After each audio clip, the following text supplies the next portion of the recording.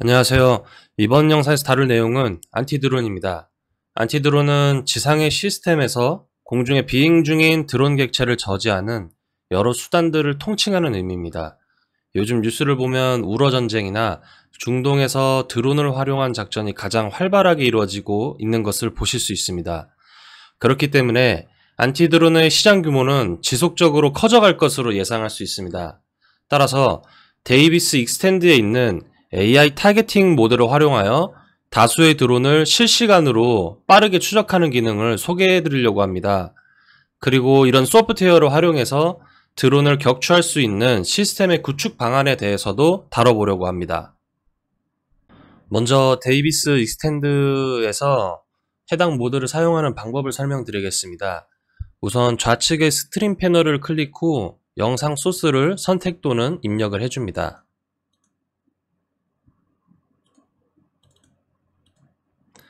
그 다음 어플라이를 눌러주시고 트래킹 패널을 클릭을 하시고 두 번째 탭에서 타겟팅 모드를 클릭을 합니다. 이때 타겟팅 모드가 클릭이 되면은 발사 버튼이 활성화가 됩니다. 그리고 PT 파일을 입력 선택을 해줍니다. PT 파일이 입력된 후에 클래스 파일 역시 입력 선택을 해줍니다. 이렇게 입력이 된 거를 확인하고 확인을 하시고 어플라이 버튼을 누르면 옵션이 적용됩니다. 그 다음 트래킹 탭을 클릭하여 화면을 활성화시키시고 플레이 버튼을 누르시면 화면에 옵션이 적용된 트래킹 영상을 확인하실 수 있습니다.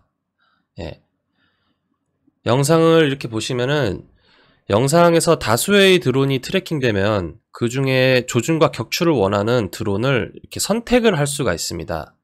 드론이 선택되면 우측 상단에 중앙의 조준점에서 객체가 수평, 수직 좌표계로 얼마만큼 떨어져 있는지 빠르게 피드백을 해줍니다. 이 내용을 통신 프로토콜로 전송하거나 CSV 파일로 저장을 할 수가 있습니다. 이때 객체가 이렇게 확인이 됐을 때 파이어 버튼을 누르면은 트리거 기능을 발동시켜 소프트웨어와 연동되어 있는 무기가 발사되는 방식입니다. 여기서 주의사항은 모델의 정확도가 높다면 객체가 포착됐을 때 자동으로 발사하는 기능으로 변경할 수도 있는데 현재는 오탐지를 방지하기 위해서 수동으로 확인 후에 발사할 수 있게끔 이 파이어 버튼을 적용을 한 상태입니다. 두 번째 주의사항으로는 현재 시연에서 보시는 이 AI 모델은 아직까지 실전에서 안정적이고 정확도 높은 결과를 내기에는 다소 부족함이 있습니다. 그 이유는 실전에서 사용하려면 상당히 이제 방대하고 선별력 있게 정제된 데이터셋이 필요한데 현재는 다양한 군용 드론이나 항공기에 대한 정보가 좀 부족하고 또 안티드론 카메라의 다양한 구도와 거리에 따른 데이터셋을 일반 업체가 좀 많이 확보하는 데에는 어려움이 다소 있는 편이기 때문입니다. 그래서 이런 문제들은 추군에서 협력을 통해 해결할 수 있는 문제이기 때문에 나중에 협의가 이뤄질 때 다시 얘기를 나눌 수 있는 부분으로 알고 계시면 됩니다.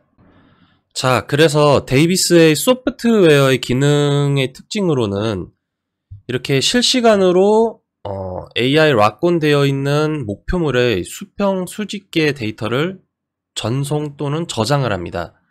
그래서 통신 프로토콜을 통한 데이터 전송 또는 CSV 파일로 데이터를 빠르게 저장을 하고 연동된 그 짐벌 시스템에서 해당 데이터를 실시간으로 읽어 객체를 지속적으로 조준을 할 수 있습니다. CSV뿐만 아니라 고객의 수요에 따라 통신 프로토콜 또한 개발이 가능하다는 점 말씀드립니다.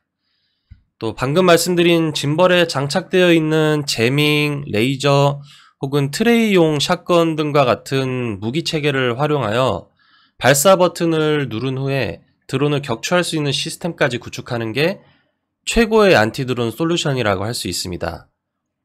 제밍, 레이저, 샷건 같은 무기체계에서 특정 무기체계가 가장 우수하다고 할 수 없는 이유는 애초에 안티드론에서 발생하는 상황이 매우 다양하기 때문입니다. 그래서 첫 번째는 이렇게 한번 보시면은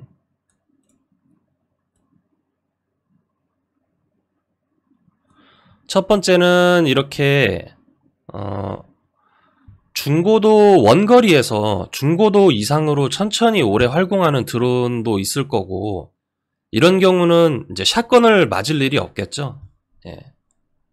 이렇게 보시면은 클릭을 하면은 이렇게 활성화가 되고, 두 번째, 예. 두 번째도 중간급 정도 크기의 기체도 다양한 그 방어 장치를 장착하여 레이저를 반사시키는 드론도 있을 수 있기 때문입니다. 예. 이렇게 중간급 기체를 보시면은 지금은 좀 단순해 보여도 아래에 이렇게 장치들이 많이 달려 있습니다. 근데 요즘에 나오는 드론 같은 경우는 레이저의 물리적 특성을 이용해서 레이저를 뭐 고출력의 레이저가 아닌 이상 그 레이저를 반사하는 반사판 같은 것도 장착을 한다고 합니다. 예. 그리고 마지막으로 이제 세 번째 경우 같은 경우는 영상에 이렇게 50초 정도에 보시면은 우러 전쟁 또는 중동에서 많이 사용되는 드론은 자폭 장치를 장착하고 초고속으로 적진을 향해 돌진하는 드론입니다. 스피드 드론이라고 하는데, 이런 경우는 레이저로 태우기 전에 본인이 먼저 공격을 당할 확률이 높습니다. 예. 이런 스피드 드론의 특징 같은 경우는 빠르게 방향 전환하고 돌진하는 만큼 조종사가 근거리 내에서 지속적으로 컨트롤러로 조종하면서 신호를 발생시키기 때문에 제밍이 효과적일 것입니다. 사정거리 내에 들어왔다면은 트레이용 샷건으로 격추하는 것도 효과적이라고 볼 수 있습니다. 이런 쿼드콥터 스피드 드론의 특성상 프로펠러가 하나만 고장나도 기체 구조상 비행이 불가하기 때문입니다. 예. 여기서 주의할 점은 이런 스피드 드론 같은 경우는 매우 빠르기 때문에 AI 소프트웨어에서 1초에 60프레임 정도 트래킹을 할 수 없다면은 큰 의미가 없다는 게 좀 중요합니다. 가까운 거리에서 빠르게 움직이는데 이렇게 30프레임급으로 트래킹을 하면 이미 지나간 화면을 쫓고 있기 때문입니다. 예. 따라서 이번 안티드론 일부 영상의 30프레임급 트래킹은 이렇게 첫 번째 경우에 중고도 이상의 대형 고정익 드론과 이렇게 보시면은 이렇게 고정익 드론을 이렇게 트래킹을 하는데 적합한 성능이라고 보시면 됩니다. 그리고 이렇게 첫 번째에 나오는 중간급 크기 이상의 헥사콥터, 지금은 쿼드콥터로 되어 있지만 이 정도 크기의 기체는 헥사콥터의 기체도 상당히 많은 편이기 때문에 이런 헥사콥터의 기체에 적합한 성능으로 보시면 됩니다. 그리고 다음에 업로드될 안티드론 2부 영상에서는 최근에 개발을 마친 60프레임급의 트래킹을 사용할 예정으로 이렇게 3번 스피드 드론에 대한 솔루션에도 매우 적합한 성능이라고 볼 수 있습니다. 그렇기 때문에 데이비스의 장점이 이런 조건들을 만족시켜 줄 수 있다는 겁니다. 이러한 드론의 다양한 기체적 특성 때문에 상황과 목적에 맞춰서 여러 가지 방안으로 안티드론 시스템을 구축하는 것이 중요합니다. 그 중에서도 인공지능으로 자동 조준할 수 있는 소프트웨어의 성능이 제일 중요하다고 볼 수 있습니다. 그래서 이번 일부 영상에서는 안티드론에 대한 주제를 짧게 다뤄봤고, 다음 편에 올라오는 2부 영상에서는 60프레임급의 트래킹이 가능한 기능을 다뤄서 스피드 드론도 빠르게 트래킹하는 내용을 다룰 예정입니다.